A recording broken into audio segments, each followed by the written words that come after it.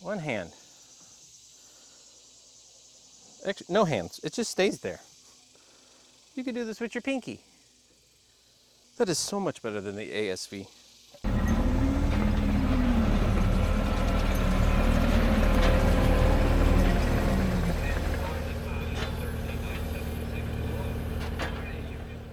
Alrighty, well today what we're going to be doing is lifting the cab up. We're going to change the hydraulic filter that's underneath it and install a few locks on the rear doors there. First thing we got to do though is to get all the stuff out from the inside.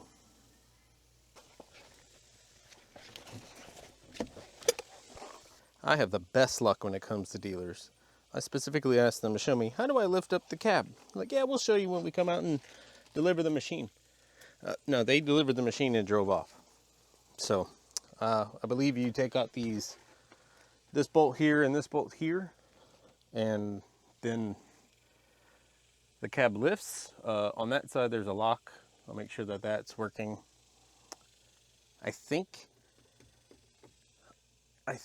how the washer bottle is, you're not going to have to worry about that spilling out inside, but it does make me wonder because this thing is full.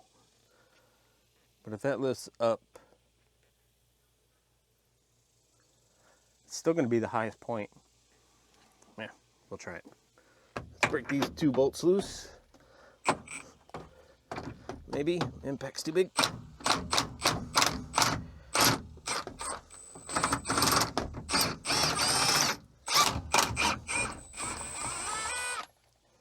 So now, I believe all you have to do is just lift it. I don't know, we'll try it. Give it a shot. Whoa, okay, that's easy. You guys are going for a ride.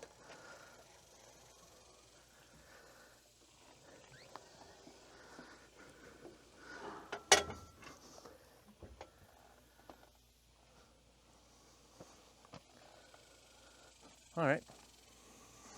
I don't know how to get you guys down. All right, this is the first time I've ever had this lifted. After about, well, actually, after exactly 50 hours, this is how much dirt has accumulated. From the mulcher, looks like that needs to be filled in.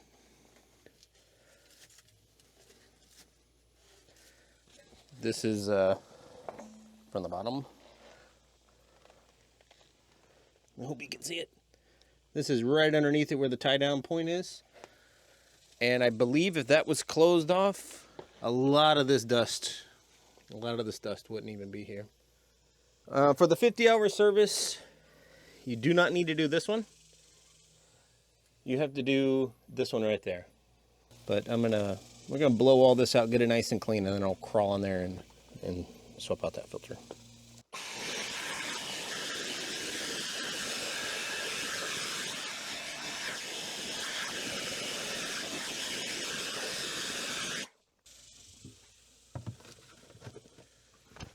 Got a little drain bucket.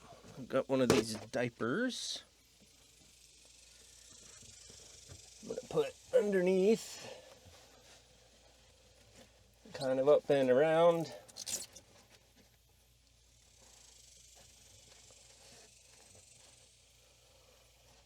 So I can make a little channel for the oil.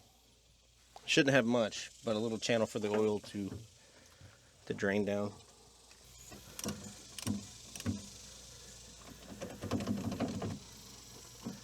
Come on. Give it back to me. Getting a little bit of oil out the top. That's just residual from on top of it.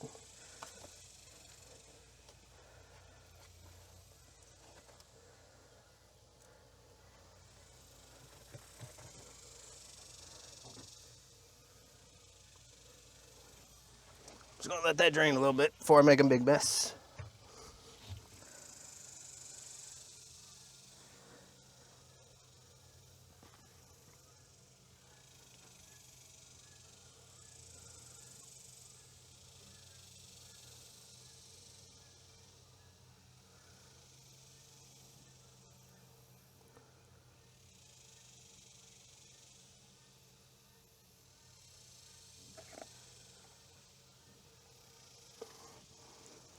Okay, it's still draining a little bit. It's almost finished. The issue, and this is the filter, V0531-65331. It's the same one that's on the filter itself. However, how all this is orientated, the way the hoses are normally, you're not going to be able to get the filter out of there. I mean, you can see here the filter is bigger than the gap. So I'm going to take off these two bolts because the hoses that are behind it are rubber, and be able to pull the whole thing out, swap this out, put it back in, 213 millimeters, done deal.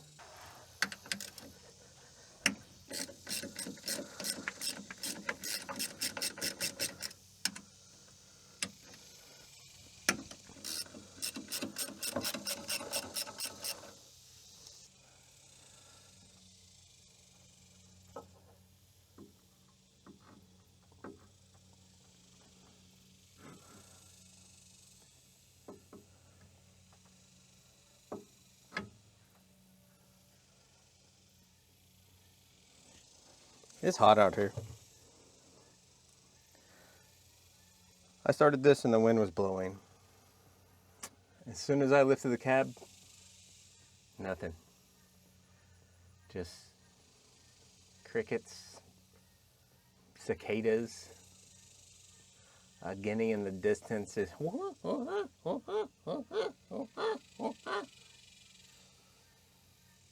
well. When you're sitting inside in the AC, it's easy to go, that'll be quick. That's quick and easy. No problem. We'll get it in and out of there, maybe 20 minutes. But that's all fine and dandy, and then you gotta think back and kind of realize, well, it ain't gonna get done itself. Just get out there and do it. All right, that should be drained enough. Should be able to get this filter off now. I already see the O-ring has come out, so that's good. Still gonna clean it and verify though. I'm just gonna put this filter directly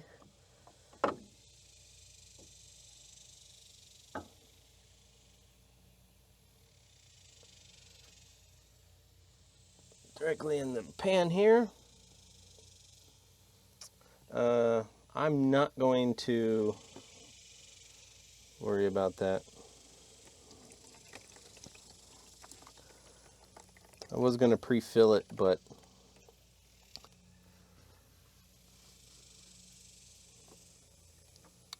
I usually use blue shop towels. However, I left them outside, and they got rain on them. Filter, the Renew filter. Take this off from there. Use some of the oil that came out.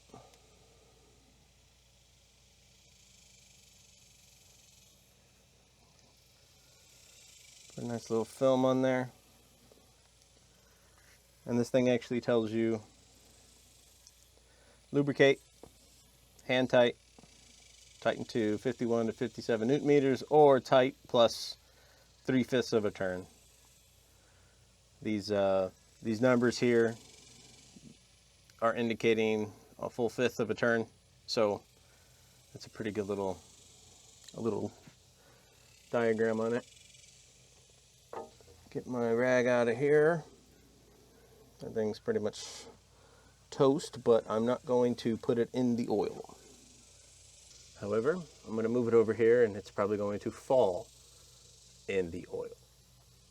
Bottom side of the filter looks good. I'm going to clean it off with the rag here real quick. We'll screw the new filter on, and we'll bolt it back in place.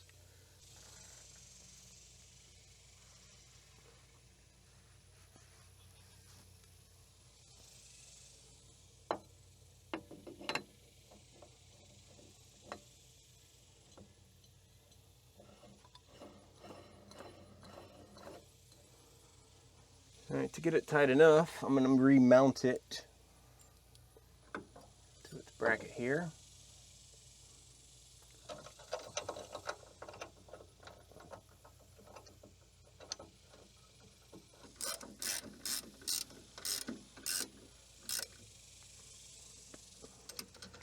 Go until your elbow clicks, which is what I just did. But these are like M8 bolts, so they just gotta be gooped and tight. German spec. Now that I've got that on there, instead of doing it by hand, because it's a little hard to get my hand in there, I can see number 1, so we're gonna go to number 4.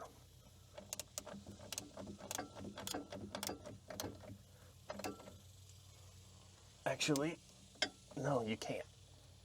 Oh, you cannot go to number 4. You would need to put a you'd need to put an impact on the bottom of that to get that all the way over there. So it's good to go there. I don't have a mess to clean up. Actually, just a little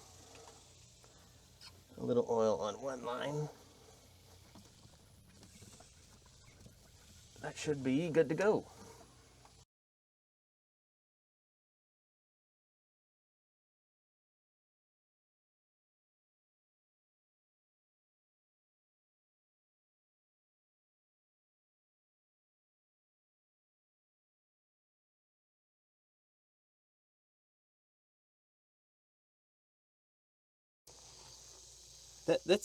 It literally seems backwards.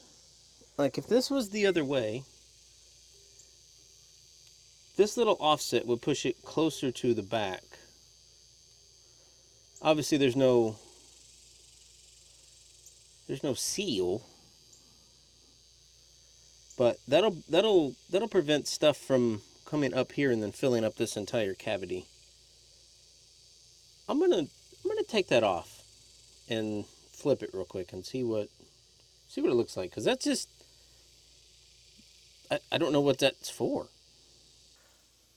This is where it sits. That's where it sits when it's down. But this is sealed off from inside the cabin. This is where your feet are. Why?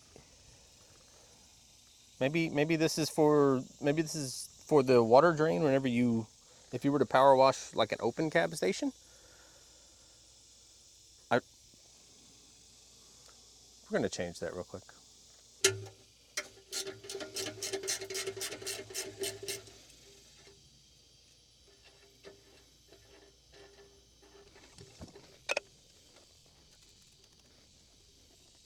I mean, it's not perfect.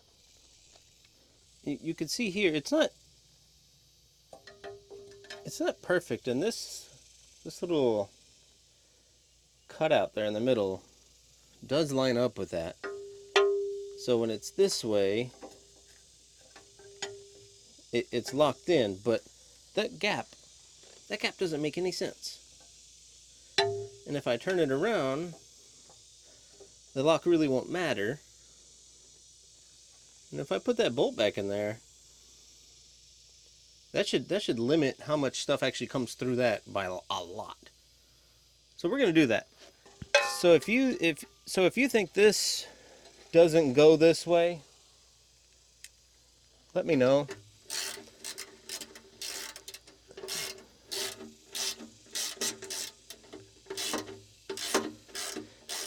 Because I was gonna make a flap.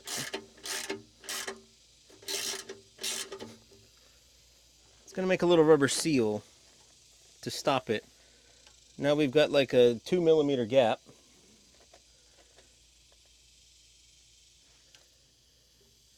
We got like a 2mm gap there instead of like a ½ inch or an inch, whatever the heck it was. Because on the front, because on the front of the machine, it's just a big open hole.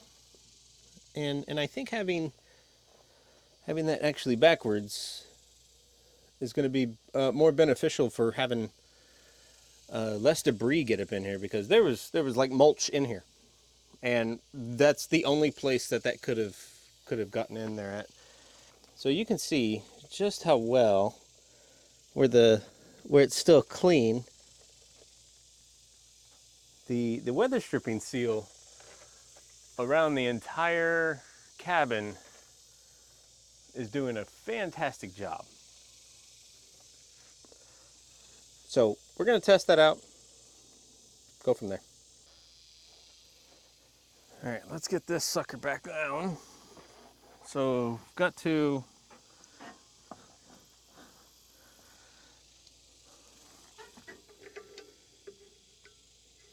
have to lift up on the cab and pull it back.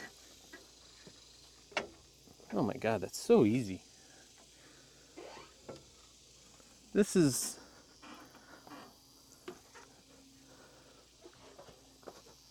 one hand.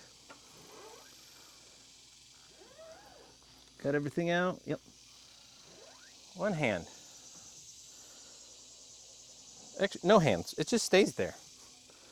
You could do this with your pinky. Oh my gosh. That is so much better than the ASV.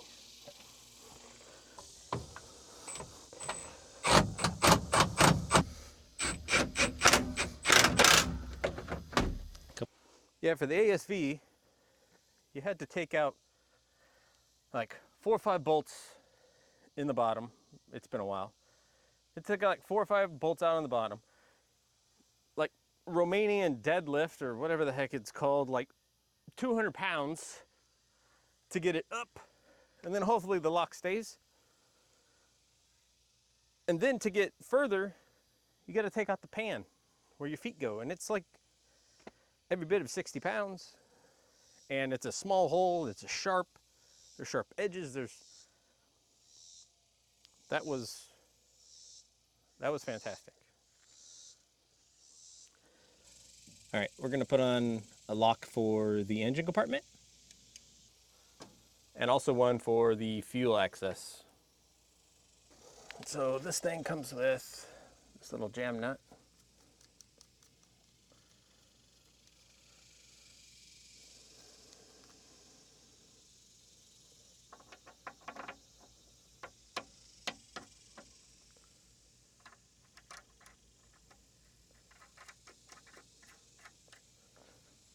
I've got some basic pliers here. Get it snug.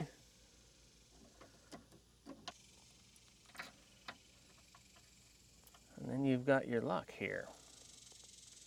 So I'm not actually sure what orientation this needs to be in. So let's find out together.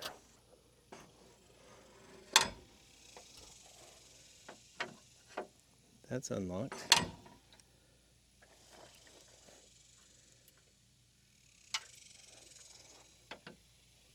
Aha! All right.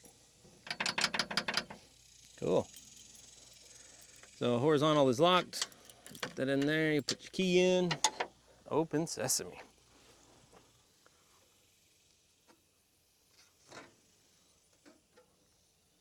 Same thing on this. Got the little jam nut.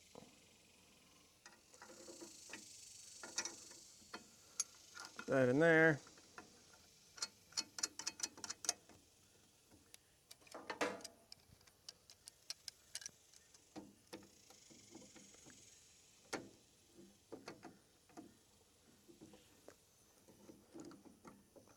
Oh, it's locked.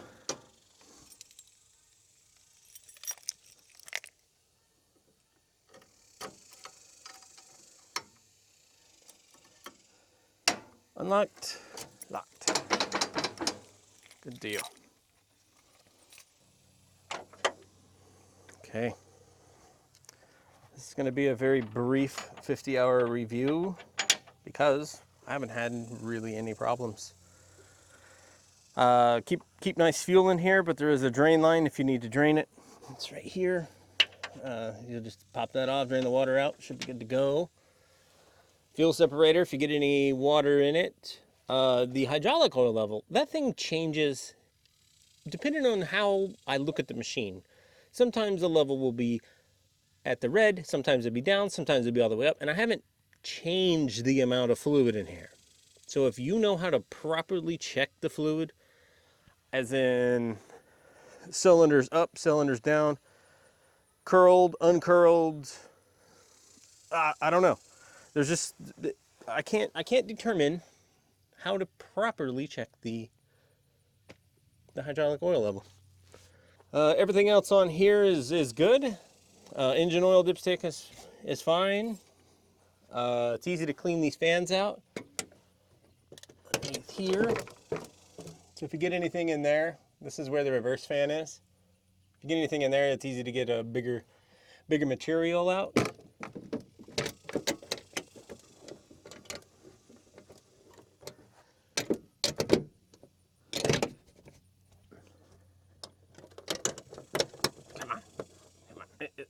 This is hard to do with one hand. There we go.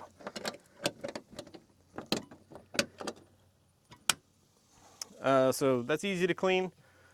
You can take a bunch of this stuff out. I parked underneath a tree yesterday. You can slide this puppy out.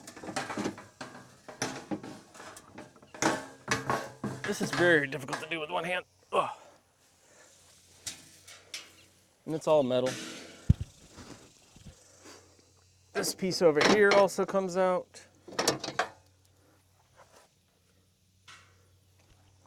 This little strap here, you can lift out this whole little arm. Maybe. It catches on those little locks right there. It's hard to do with one hand. You don't need to take this piece off in order to lift up the condenser. That's little clips. And then what's it right here? Right here, little lock, so you can get in there and clean it out. I do this every time I blow out the machine. These little sticks, they just get, there's so many of them, and they fall through as you're. Okay, I just put that arm down. Put that there. Put that there. So everything's nice and solid. I'm gonna put you on the back so I can put these panels back on.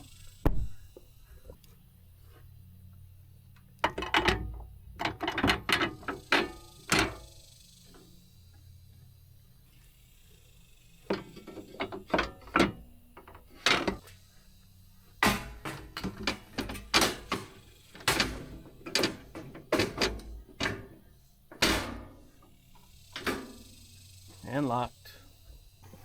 That's a really nice thing when it comes to access for cleaning out. Some of the debris here in the bottom accumulates because of these holes here by the lift arms. I'm sure you can see daylight out there. So as you're working, this thing blows out material just like that and throws it down in there sometimes. Driving through the trees, the stuff, just gravity just pulls it all down. It goes down there.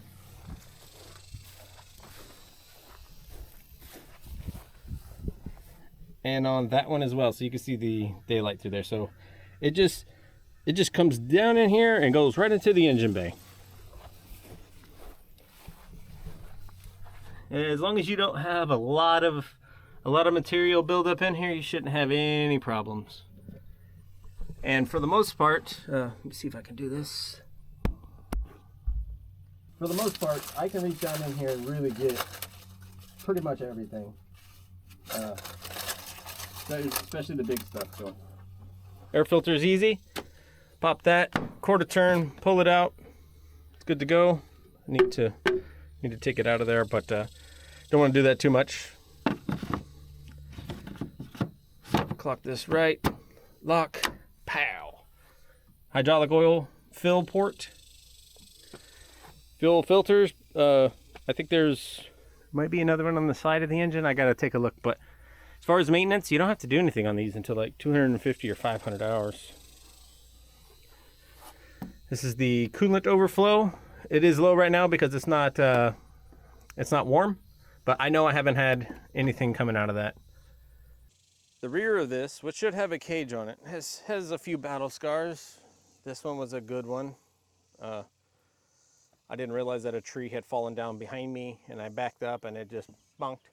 Most of the time, I'm gonna hit this with the tree, especially when I'm mulching. The bumper's doing a good job. Stickers are stickers. The tracks themselves, I just come in here whenever the dirt dries up, just kick it loose. Haven't been into very much mud. I try to stay out of it because I don't want to get stuck. You guys know all about the head, unfortunately. I say that jokingly. But I'll come in here whenever it dries and kick all this off. The hydraulic, these things, these little covers, I'm not a big fan of. There's no place to put them, so they're always just flopping around. I'm just waiting for something to just come and rip them off. There is a cabin air filter, which I took off when I first got it. Oh, that one's loose. Okay, set you down for just a moment. Ooh, speaking of dusty. Sheesh. Okay.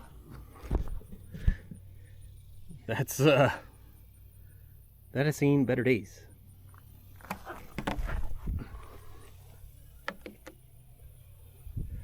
The seal's working good. The inside is perfectly clean.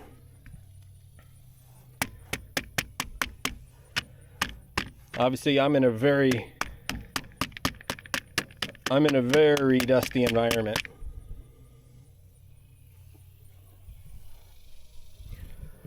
I'm actually gonna blow that out.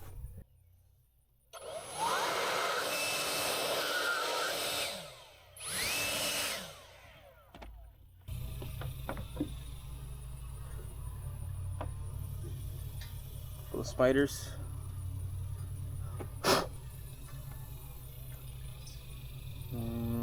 Goes that way for the rain shed.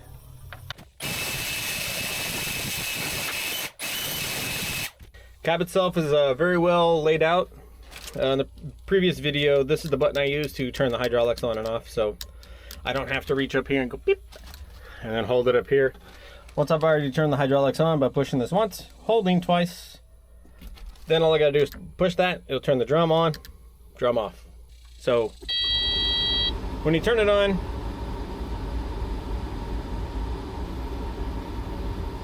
you're gonna get your passcode. So 1, 2, 3, 4, enter, and then you're ready to go. There comes a copyright claim. So you can have a couple of different screens here always shown. I'm gonna start it because it's hot outside, so may as well get the AC rocking and rolling.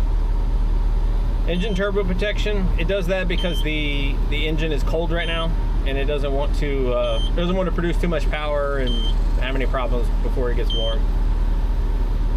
I'm actually going to show you the maintenance because we just did it. I'm also going to use this jog dial right here. So when I move the jog dial, it moves up and down. That way my dirty fingers aren't in the way. So you can see everything that needs to be done. Engine oil, 500 hours. Hydraulic oil, 1,000 hours. Air cleaner, 250. That's probably the next thing. Engine oil filter, 500. Water separator, 500. Fuel filter, 500. Travel motor braking time, so 200 more hours. Hydraulic return filter, I believe that's the big yellow one underneath the cab we just saw. Hydraulic breather, that's the one that's behind, that's underneath the fuel cap. Hydraulic oil filter, so that's the one we need to check. And you'll see here that these boxes are blacked out, so I can't go in here and manually go, yeah, everything's done. No, it's literally the only thing I can change right now, as you can tell, is the hydraulic oil filter. push that, push accept, get a couple of beeps to let you know, hey, make sure you wanted to do that. We'll go back here to the maintenance.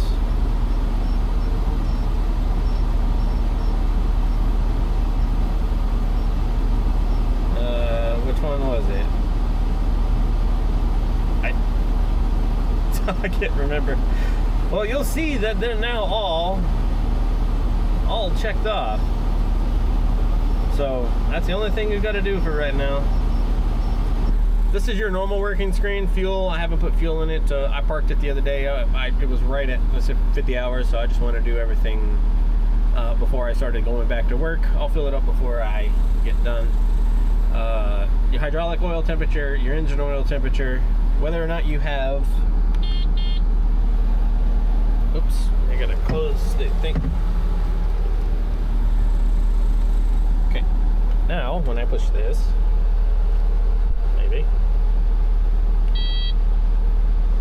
So it'll tell you everything's ready to go. I don't know how to get that error message to go away. If you push the hydraulics button once, you'll get standard. If I push and hold it again for like 3 seconds, it goes to high flow. Now, whenever I were to push this button, that's what turns the drum on. So to turn it off, either you raise one of the arms or both of the arms, or just reach over there and it turns it off. You'll see that the hydraulic flow is off. I did use this screen for a little bit. Not a big fan of it because you're always backing up. So you can actually go over here and it will always show that screen. Driving forward, driving backwards, the reverse camera is always on. That's fantastic. You got your music. Bluetooth audio works really well. You got the weather, AM, you know, just normal equipment stuff. Your vitals. Whenever I run over here, I wish I could change some of these things here. Because on this screen, I can't see the temperature very well of the hydraulic oil, but I wish there was another bar right there that has the temperature. Because the most important one is the hydraulic oil temperature. The engine coolant, you're not going to have to worry about that. Maintenance, you've seen warnings. If there's anything active, you'll go in there, it'll store them all. Settings, you can change a lot of things on this. I've already changed everything to what I need it to, and there's other videos out there that'll let you go into more detail on that. Oh, the reversing fan also. There's a button over here. If I push this down, it turns it off. So it's always off. If I turn this one forward, it's to on, and at an interval, what it's going to do is it's actually going to it'll do it every 15 minutes, I believe. I got it, maybe 10. Or if I push it forward and physically go that way, it should turn it on. Well, the temperature, so the hydraulic oil temperature is not hot enough for it to work. And just sitting here idle is not going to do anything about it.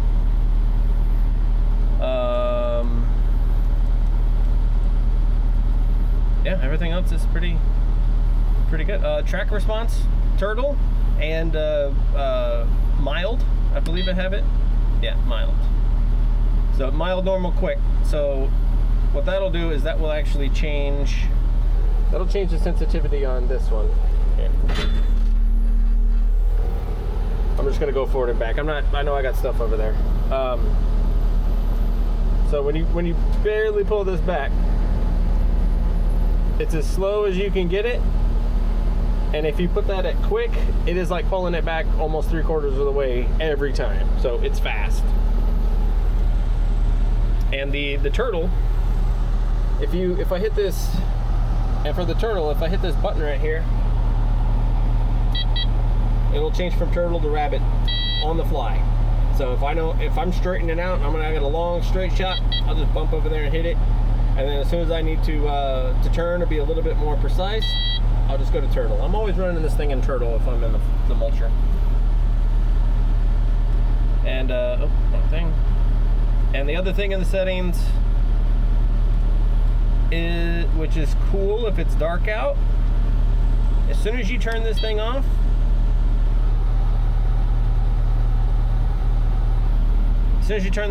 the lights, if you've had the lights on, the lights will stay on for 5 minutes. So if you're getting done with it, you put it back on the trailer and you're going to tighten it down. The forward and reverse lights will stay on, or whichever lights you had on will stay on, so you have a little bit more light, especially if it's dark out, which is helpful. As far as comfort, the seats themselves the seat itself is pretty good. This isn't the expensive seat, but it does have plenty of up and down motion, so it helps when I'm going over the bumps and stuff. This is not a deceleration, it's only acceleration. So, all right, so that's the first 50 hours. This is a very, very nice machine. It's fun to use. It's comfortable. The only thing I probably would change is the location of this.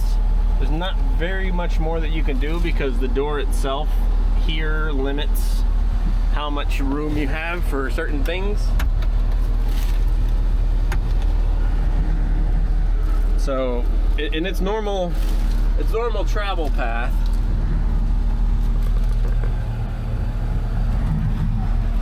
like, it's close to everything. It's close to that, it's close to the screen, it's close to the handle, it's close to everything.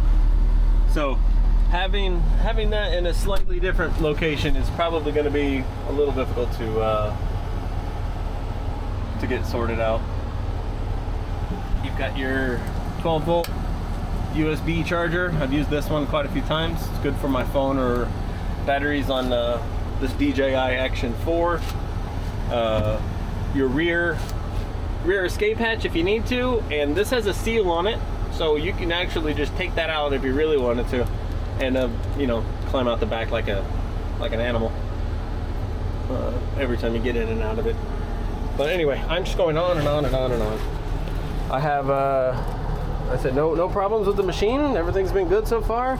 The only thing I probably would change is dealer support. Why do I always have problems with the dealers? No matter what. The New Holland, however, I went to the dealer, talked to them, great guys. Talked to the owner. He went out in the pouring rain with me, well, for a little bit of time.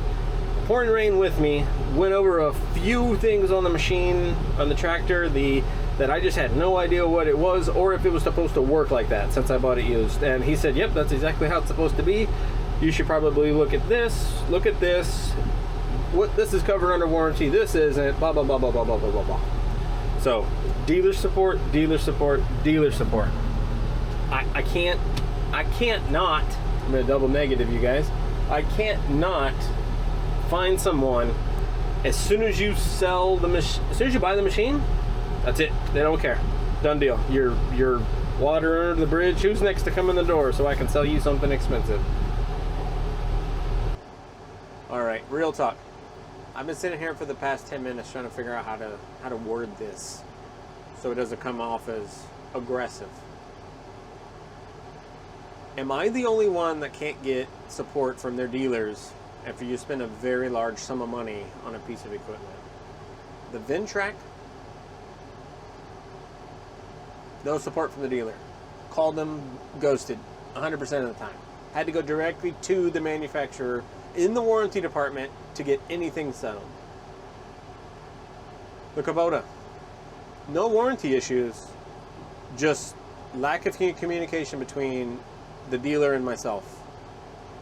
When I bought this machine, after signing the paperwork, and they were jumping over hurdles and doing this and doing that, and they were customer first.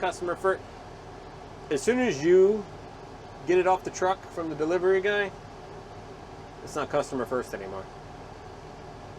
They will do almost anything in their ability to not support you on your purchase. I had the front window here installed, so it took like 3 days before I could actually get it delivered because we had to get it ordered from Perry. When they installed it, they messed up the tent. They ripped half of it off. It's an eyesore when it comes to using it in the glare. It's very difficult. They delivered it afterwards and said, hey, we got a new one coming because we messed it up. No problems. We'll get that all squared away. Now, that was over 2 months ago. I called them 2 months ago and said, hey, you guys going to come out to pick this up? Yeah, we just got the window in. We're going to send somebody down your way within days. Okay, cool. Sweet. Let me know. Just give me a holler. I'm here. A month goes by. Still no window. I call them back up. Hey, man. I need to see if you still got my window. I'm sure you guys are busy with other stuff, but this shouldn't take too long. Everything's ready to go. You just need to come and install it. Yeah, let me get with my service department. We'll get a technician out there, and we'll get you all squared away. 1 month goes by, which is like 2 weeks ago. Hey, I can't seem to get a hold of you. Can you please call me back? Voicemail. No response from the voicemail. Sent a text message a day later. Called and left you a voicemail. I still haven't got anything back. Can you please get back with me so we can sort out this window? I know we got it. I know we looked at it because it said red. The little icon changed. I got an Android, so it's got 2 check marks, and they get solid when somebody looks at it. So I can't, and I'm not sure if it's just because of the luck of the draw or where I'm at, I can't get anyone to support me after I've made a very large purchase, which is very unfortunate. Anyone else out there have that same problem? Let me know in the comments. The machine, no problem. The head, I've sent some stuff to the guy, the salesman that I got the head from, and again, no response. They will do anything in their power to jump over hurdles, get you financed, get it on the truck, out the door, perfect. No one ever calls to see how it's working. No one ever calls to see if there's any issues we need to look at. I've sent emails about the drainage on the water, no response. I, as an end user, which have no connection to the brand themselves, and relying on the dealer network to support you for the product you spent a lot of money on, only to have to go above them and just physically go to the people that make the machine, make the attachment, make anything, it shouldn't be that way.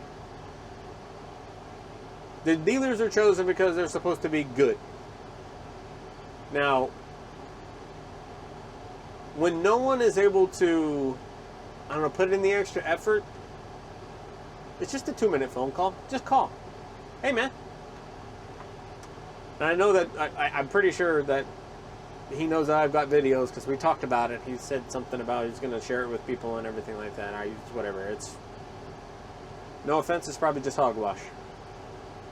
Why can't people just make a 2-minute phone call after they buy something that's, I don't know, $100,000, $150,000? No one can take 2 minutes out of their day just to see, hey, we're just doing a checkup. How's everything going? All they ever get are calls about, this is broken. Can you fix this? Hey, man, you guys forgot to give me this. This hasn't worked since the first day I've got it. If you just call your customers back, put your phone down.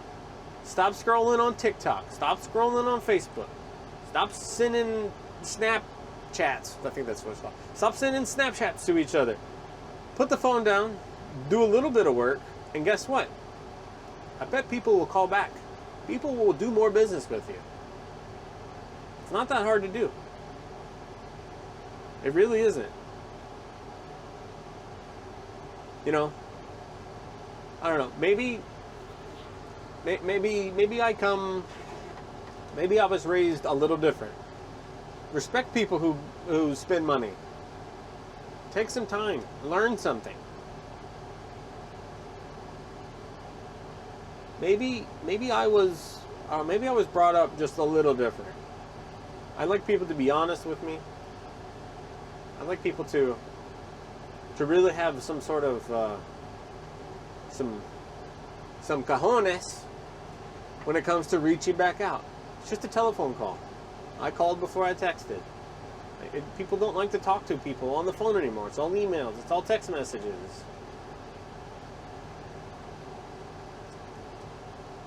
I don't know. That's a whole other video. Anyway, for the machine, 50 hours, 50.1 now. I've been yabbering, trying to figure out how to say this. The machine is great. I am now cold in the AC. It's freezing in here. Now that I got that done, I can hit it. We can get more and more stuff done. I've actually got a job planned for, I think, a few weeks from now. The customer reached out to me and asked me if I was what my availability was, and I said I'm pretty much available whenever you need, but let me know. And he said, okay, here's my price. Told him that, and he's gonna get it all squared away. He's already put a deposit down for a little bit, just so he can know. I know that he's looking for it, but it doesn't have a ton of money to spend, so we're probably gonna do maybe 1 or 2 days. But he wants to just get everything. What do I got? Because it's worse than what I've got over at my place. And I think that'll be good. A little bit of a different scenery, a little bit of a different style over there, hopefully.